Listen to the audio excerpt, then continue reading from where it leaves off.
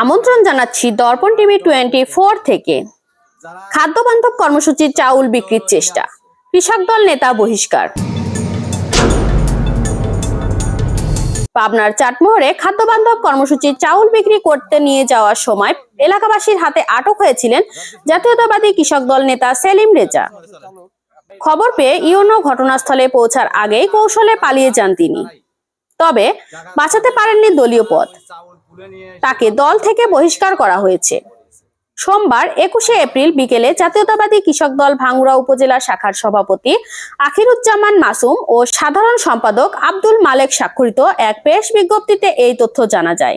অভিযুক্ত সেলিম রেজা পার্শ্ববর্তী ভাঙ্গুড়া উপজেলার অষ্টমনীষা ইউনিয়ন কৃষক দলের আহ্বায়ক ছিলেন। এদিকে এই ঘটনার পর উপজেলা জুড়ে সমালোচনার ঝড় বইতে শুরু করে। বিভিন্ন গণমাধ্যমে এ নিয়ে সংবাদ প্রকাশ হয়। পরে পাবনা জেলা কৃষক দলের সভাপতি আবুল হাশেম ও সাধারণ সম্পাদক আসাদুজ্জামান আফিফ এর সিদ্ধান্ত মোতাবেক ভাঙ্গুড়া উপজেলা অষ্টমনীষা ইউনিয়ন কৃষক দল নেতা সেলিম রেজাকে বহিষ্কার করা হয়।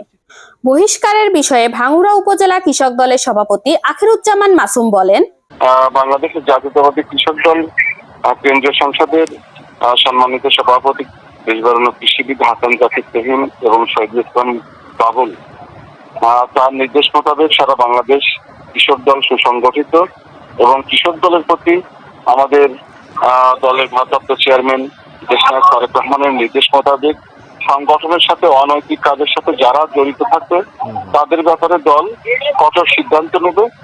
যেরকম আমরা অষ্টমনীষা ইউনিয়ন কৃষক দলের যে ঘটনা গতকাল মিডিয়ায় আমরা দেখেছি এবং আমাদের কৃষক দলের যে ওখানে আহ্বায়ক ছিলেন তার সাক্ষাৎকারও আমরা পেয়েছি।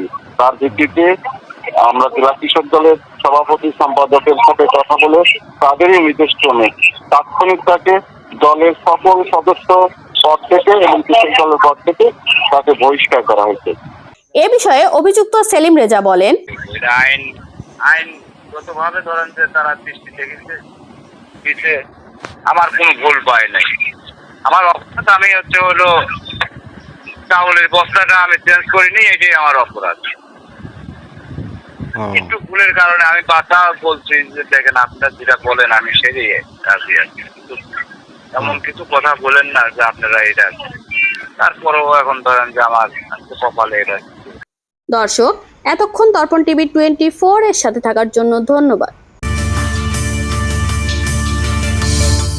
দর্পণ টিভি, এই সময়ের প্রতিবিম্ব।